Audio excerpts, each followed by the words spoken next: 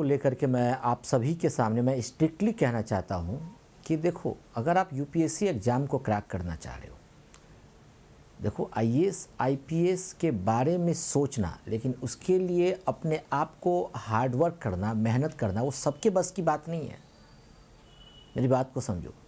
बहुत सारे बच्चों को मैं देख रहा हूं कि ख़ास तौर पे हिस्ट्री, पॉलिटी, ज्योग्राफी, इकोनॉमी पे तो आप वर्क कर रहे हो, लेकिन एक साइड इंटरनेशनल रिलेशन है ना, internal security, social justice, governance, essay, ethics, इन पे आप वर्क नहीं कर पा रहे हो। चाहे एग्रीकल्चर हो गया, क्योंकि इन सब्जेक्ट के साथ बच्चे जो है सौतेला व्यवहार करते हैं, तो भाई एग्जामिनर भी तुम्हारे साथ सौतेला व्यवहार करेगा।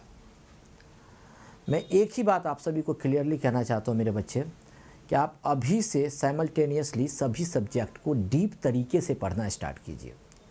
जितने भी XYZ कोचिंग सेंटर्स है, तुम चाहोगे कि उनके नोट से पढ़ के मेरा सिलेक्शन हो जाएगा, तो सिलेक्शन तो कभी नहीं होगा।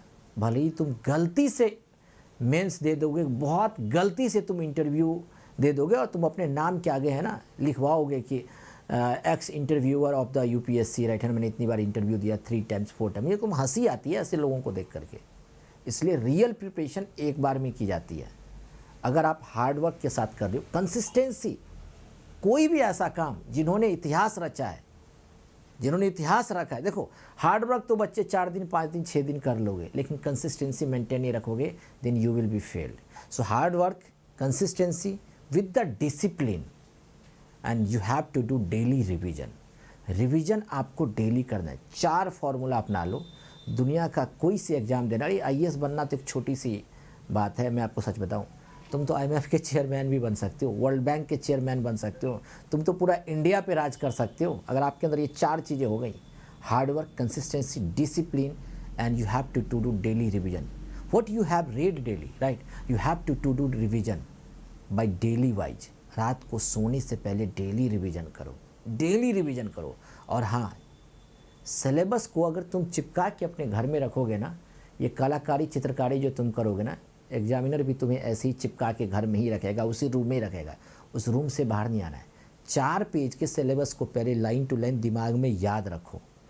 अरे मेरे मेंटरशिप में इतने सारे बच्चे हैं, तुम किसी भी बच्चे से अगर तुम सिलेबस पूछोगे या जो भी चीज़ें पूछोगे, वो क्लियरली बताएंगे। मैं आपको ये नहीं कह रहा हूँ कि तुम मेरा मेंटरशिप ज्वाइन करो, लेकिन हाँ, अगर तुम यूपीएससी एग्ज़ाम की तैयारी कर रहे हो, किसी भी कमीशन की तैयारी कर रहे हो, इट मीन्स नो कि आप केवल पढ़ते ही चले जाओ। भाई पढ़े लिखे होने से अच्छा है कि पढ़ते लिखते रहना चाहिए। ये मंत्रा मैंने ही दिया है। लेकिन मुझे एक बात बताओ भाई, से आप 5 साल 6 साल 7 साल 8 साल पढ़ लोगे, ठीक है ना, लास्ट में तुम एक इंटरव्यू दे दोगे, गलती से तुम्हारा इंटरव्यू हो जाएगा, गलती से तुम मेंस दे दोगे और तुम माथे पे लिखवा के चलोगे कि मैंने इतनी बार मेंस दिया, इतनी बार इंटरव्यू दिया। इसलिए आपको डेली रिवीजन करना है। बुक्स पढ़ने के टेक्निक्स को ढूंढो, किसी भी चीज़ों को डीप में पढ़ो। मेरी बात को समझ लो। अगर स्पेशल मेजोरिटी हो, कोई भी चीज़ हो, कोई भी टर्मिनोलॉजी हो, इंटरनेशनल रिलेशन है, इसका मतलब क्या है, डिप्लोमेसी का मतलब क्या है, समझ रहे हो मैं क्या कहना चाह रहा हूँ, फॉरेन पॉलिसी का मतलब क्या है। अगर आप उस टर्मिनोलॉजी को नहीं समझोगे, तब तक भारत और चाइना के साथ अगर कोई सैन्य अधिकारी की कोई बैठक होती है, तो मैं देखता हूँ न्यूज़ में है ना, अगर वो ऐसी कोई खबरें आ गई तो लोग यूट्यूब पे भी उसको पढ़ाने लग जाते हैं कि भारत ने चीनी अधिकारियों के साथ सैन्य अधिकारी ने कुछ बैठकें की। भाई साहब, इसका ये मतलब नहीं है यूपीएससी के एग्जामिनेशन है। ये एग्जाम, इसका मतलब केवल आईएएस के चपरासी बन रहे हो तो ठीक है, उसका आउटकम क्या आ रहा है, समझ रहे हो, आखिर उसका फाइनल रिजल्ट क्या आ रहा है, उसका विजन क्या क्लियर हो रहा है। ये होता है इंटरनेशनल रिलेशन का मतलब। सब्जेक्ट को डिकोड करो, जो भी सिलेबस है उसको डिकोड करो, उस सिलेबस को पढ़ो।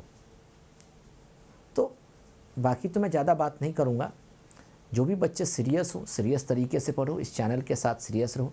बहुत ही जल्दी आप सभी के सामने यूपीएससी के इस फील्ड को लेकर के बहुत बड़ी एक्सपोज मैं लेकर के आने वाला हूँ कि कैसे आपको कई लोग ट्रैपिंग सिस्टम में फंसा रहे हैं।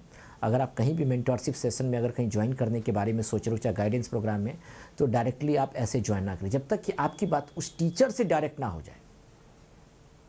मुझे मान के चलो, मेरे पास ही अगर कोई बच्चा है, मैंने चाहूँगा कि मार्केट से 20-25 हज़ार रुपये का कोई लड़का हायर कर लूँगा। वो लड़का आपको डेली ये बताएगा, वो बताएगा, ऐसा हो जाएगा, वैसा हो जाएगा। मार्केट में लोग यही कर रहे हैं। This is not the real preparation.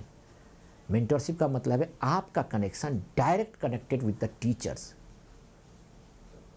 क्या पढ़ना है और क्या नहीं पढ़ना है भाई साहब, इसका मतलब नहीं है।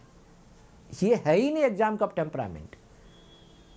क्या तुम पढ़ोगे या तुम कौन सी लाइन को ऐड करोगे, वो लाइन इंपॉर्टेंट है यूपीएससी के मेंस एग्जामिनेशन में भी।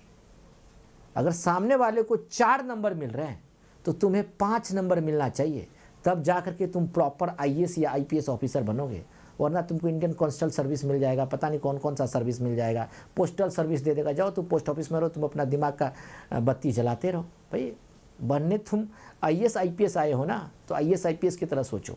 तो 4 नंबर उसको मिलेगा, तुमको कैसे 5 नंबर मिलेगा? मैं वर्क इस पे कर रहा हूँ, ठीक है। बाकी मैं ज़्यादा बात तो नहीं कहना चाहूँगा। इस चैनल को डेडिकेटेड तरीके से फॉलो जरूर करना। If you have any query regarding your preparation, number नीचे डिस्क्रिप्शन में दिया, उस नंबर पे मैसेज करना। Please don't call me, call करने की ज़रूरत नहीं है। पहले मैसेज करना, टाइम लेना, देन यू कैन कॉल, ठीक है। चलो बाकी सभी लोग उस तरीके से पढ़ाई करो, ठीक है, और रियल सोर्स को फॉलो करो। न्यूज़पेपर को डेली पढ़ना।